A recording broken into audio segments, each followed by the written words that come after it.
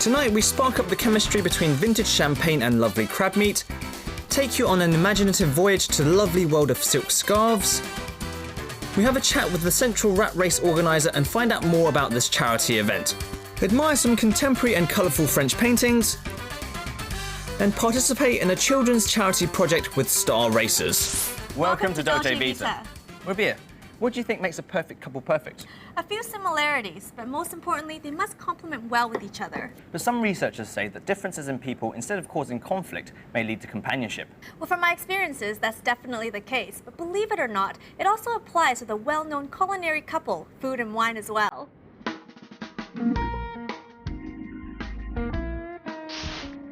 A perfect dining experience includes not only great food, but very often a bottle of very good, fantastic wine as well.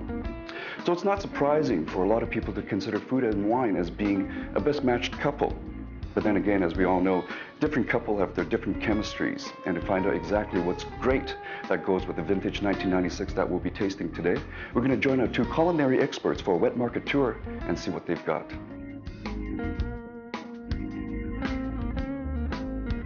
Hey. Gentlemen, how you doing? Good morning. Good morning. Excellent. Hey, nice to meet you. Bonjour. Richard? Good morning. Yes, it's great to be here at the wet market. And what will we get to do? Well, we're going to see what is most seasonal, and I think it's it's a beautiful day. It's a good day to go to the market. Oh, okay. Well, let's go. I'll follow you. Okay, What do we get today? Well, maybe get some nice crabs. Crabs. Yes. Okay, all right. That would really work well with the champagne. Oh, okay. Yeah, yeah. It's Now we got beautiful some crabs. here. How are these crabs? They're nice and they're quite fresh. They're just out of the water, so it would be nice crab to cook.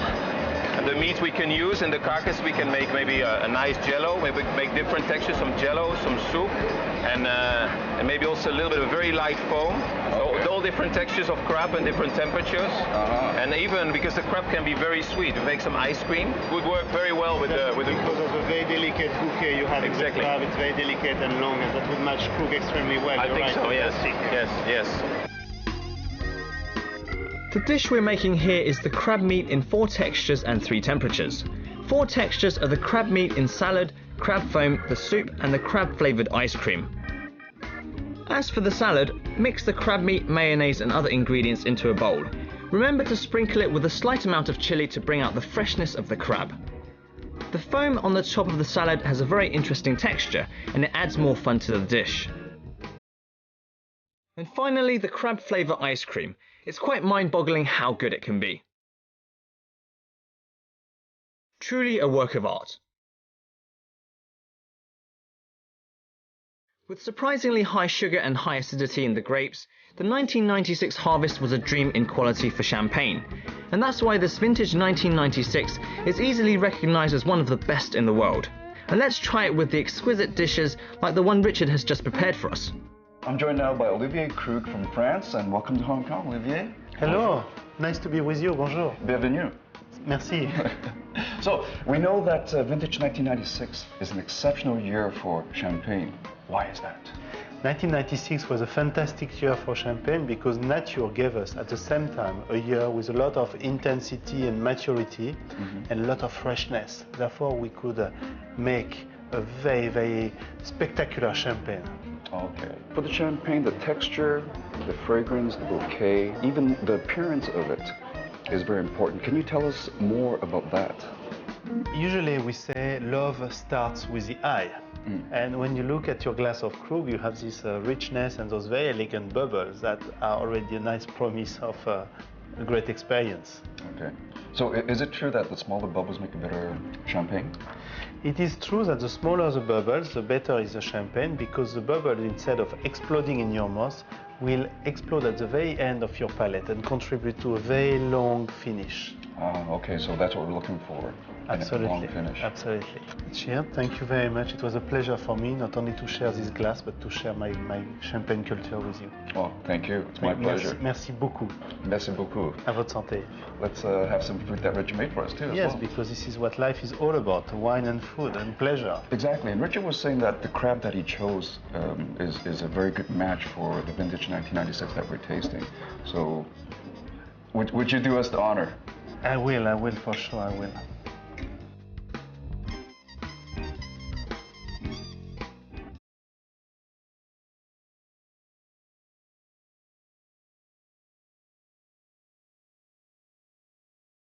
With handbags getting more and more popular, it's no wonder why fashion brands say their largest revenue comes from bag sales. Interesting. Just like fashion trends, the handbag craze is set by celebrities too. Celebrities are a great source of inspiration when it comes to the latest style and mix and match tips. For instance, a lot of fashion-conscious people will match handbags and silk scarves of similar styles to achieve a truly feminine look. Perfect. This exhibition will allow you to take a look at tons of beautiful scarves at one time.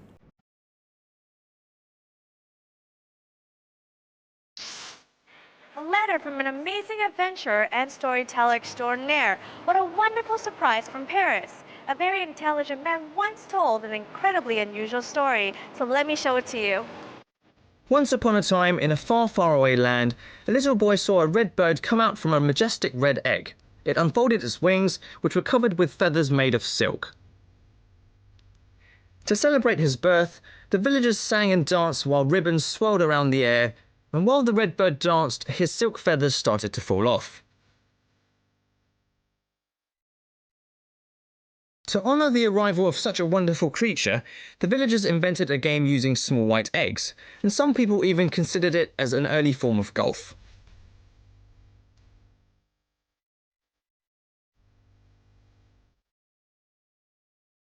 The little red bird was unlike any other birds. He was curious about a lot of things, and above all, he wanted to figure out why he was losing his silky feathers. So he went to the oracle where the heavenly horses lived.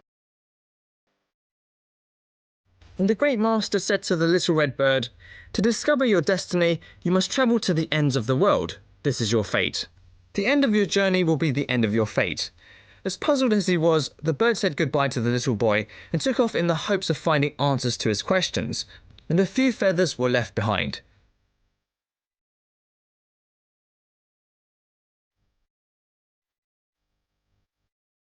Following the mountain road, the bird kept flying and flying. He became so exhausted by the time the sun set.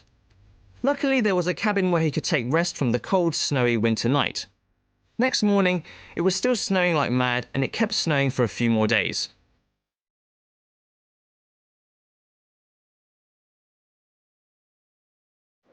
When it finally stopped snowing, the world turned black and white, but not for long though. The sun eventually came out and the snow evaporated. The bird then knew that spring had just arrived because there were so many vibrant colors bursting into sight. So the little red bird began his journey again, leaving a few feathers behind as before. Flowers were blooming and he encountered two gigantic honeybees. The bird asked them, "How can I get to the ends of the universe?" But the bees didn't reply straight away. Finally, they told the red bird to follow the flying horses on the horizon.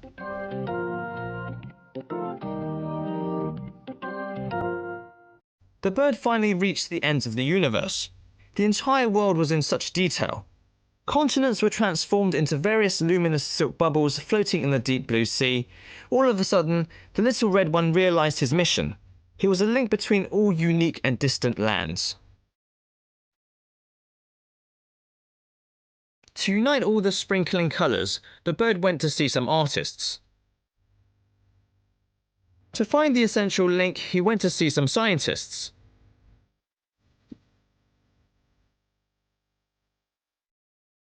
To get answers for his questions, the bird finally went to see the shamans. He was made dizzy by the dances and initiation rituals. Before he fainted, he had a vision of the universe and the planets. You might be wondering what happened next. When the little red bird woke up on a boat, he was extremely weak since he was losing his silk feathers over the course of his journey. But he was happy because his lost feathers connected the lands together and formed the Silk Route. What a fascinating story. So let's meet the creative mind behind it. Hello, Hilton. Thank you for being here with us today. Well, I know that the design of this exhibition is based on an interesting Chinese legend. So can you tell us about that? Well, maybe I'll do my best. As you know, lies are found everywhere, even in the truth. And the truth is also found in lies. And the legend, the old Chinese legend, is really not that old. And it's really not that Chinese, because I made it up. Oh, okay. I made it up myself to accompany this exhibition with scarves. So what message would you bring to the people who come to this exhibition? Through the exhibition, I try to bring a little dream life and happiness and joy to people. After listening to such an inspiring story from his uncle, Hilton packed his bags and took a plane to Hong Kong to follow the silk path left by the red bird. Through his unforgettable visual experience of the world of printed silk, we hope you're not only going to admire these beautiful creations, but also open up your eyes and explore the world like Hilton did. When we come back, let's race for a good cause. Celebrate the long-standing friendship with France with these French delicacies, and learn how a world-famous watch brand gives back to the community.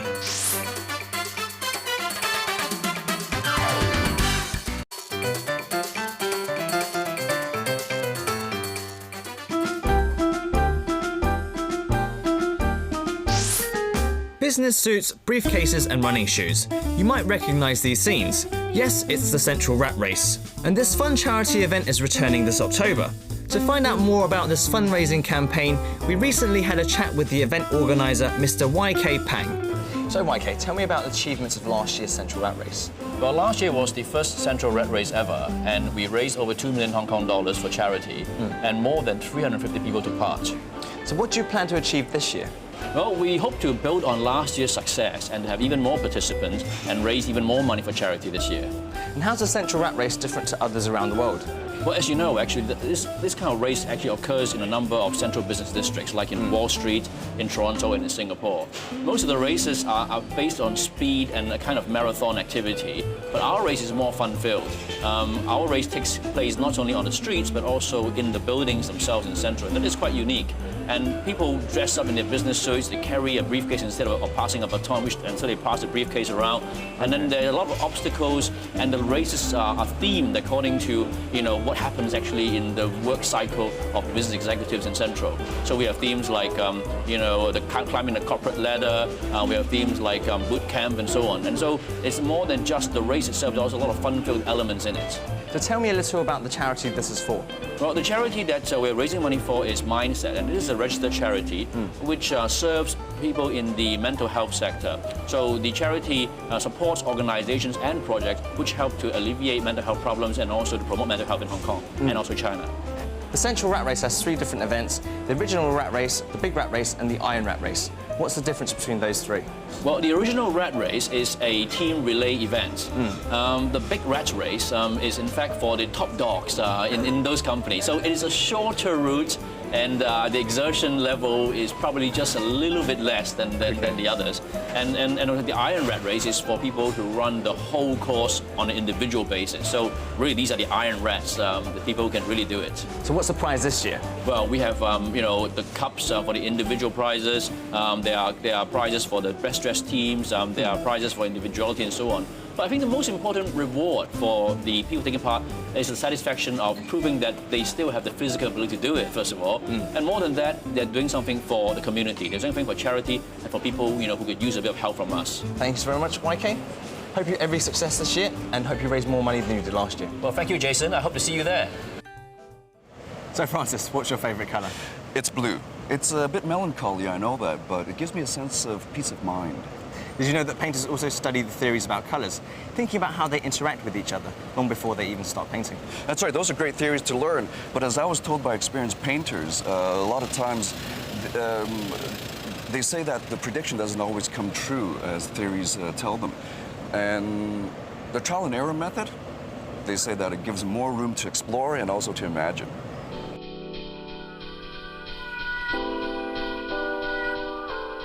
French and Hong Kong have a long-standing friendship for many years. Take Le French May, for example. For 15 years, this annual festival has given us so much French culture, including a lot of artwork. Art galleries and exhibitions are the traditional places to admire art. But have you ever thought that this could also be done in the intimate environment of a French restaurant?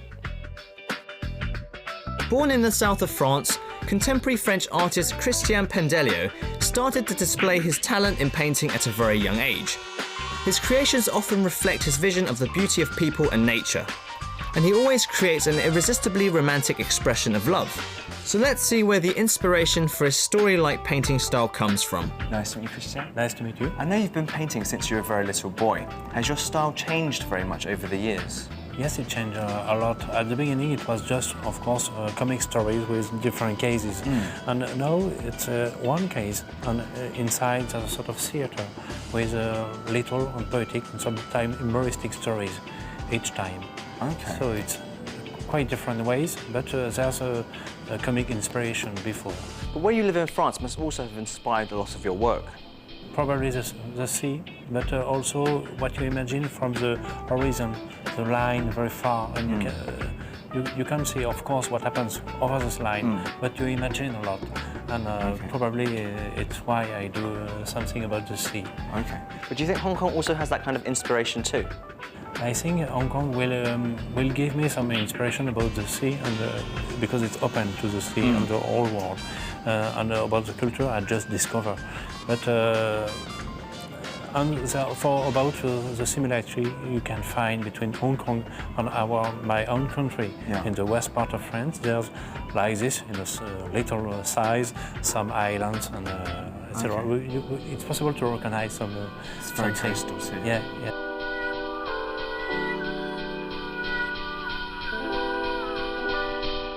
The chefs created a Christian-inspired cuisine to complement these beautiful pictures. But before I taste these dishes, which I'm sure taste as good as they look, we're going to find out about their creation. Hello, Frederick. Hello. Nice to meet you. Nice to meet you. Tell me about the story behind these dishes.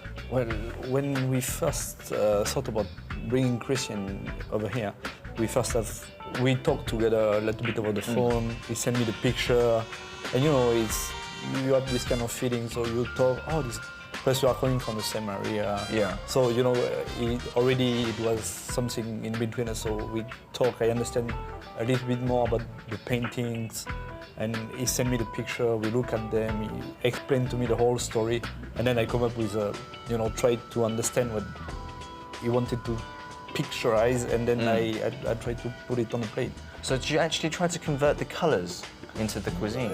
The colors and the idea, because you have this whole inspiration with love, woman, so you can traduce with different things like yin, yang, black, white. So the three first dish, I make it like white and black. Yeah. Try to do a little bit working on the contrast, and then after I put some more color because you have a nice spot of color on the very like green or blue, and then you're gonna have red spot. So it's a little bit difficult, but we try to manage it. And how do you choose the ingredients?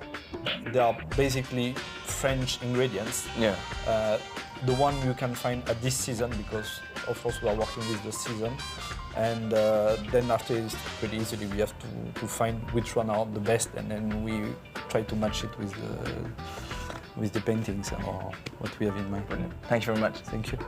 The chance to admire some fabulous French paintings and have an exquisite meal all in one day is quite a treat.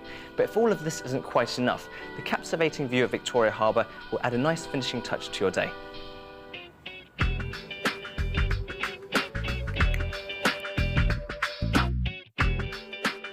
Many successful worldwide projects have drawn attention to its campaign through the usage of celebrities and brand names.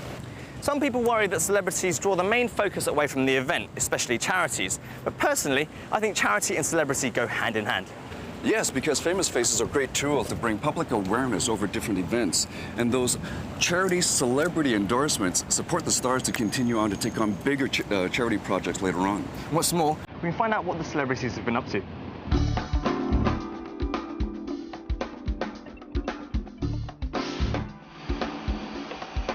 Being the Hong Kong ambassador of a world-famous watch brand, Louis Koo boarded a private jet for France last month to attend the unveiling of a charity project's photo exhibition as well as a car racing event. The charity project raises funds for children who are deprived of proper healthcare, food and education. 28 celebrities were invited to pose alongside their dream cars for the project, which started in March. A dazzling kick-off ceremony was held with celebrities walking down the red carpet in an art gallery.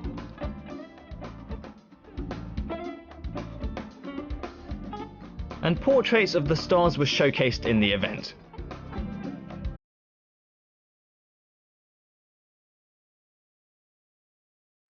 To give the guests a chance to taste what real racing is like, there was another spectacular motor racing event after the gallery. A total of 32 world-class dream machines were put together, allowing the celebrities to race against one another in these supercars. Although they're all beginners, everyone managed to complete the race with ease and grace.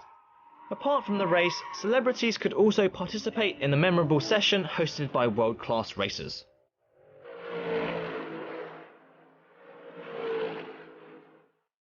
And Louis was also invited to model for the watch brand, which has profusely supported the charity event. Being recognised as one of the sexiest celebrities in town, Louis got dressed up in lots of different stylish outfits, together with some fabulous timepieces. The event was not only a great source of fashion inspiration, with everyone showing their commitment to the project, it's also a great chance to raise public awareness towards children in need.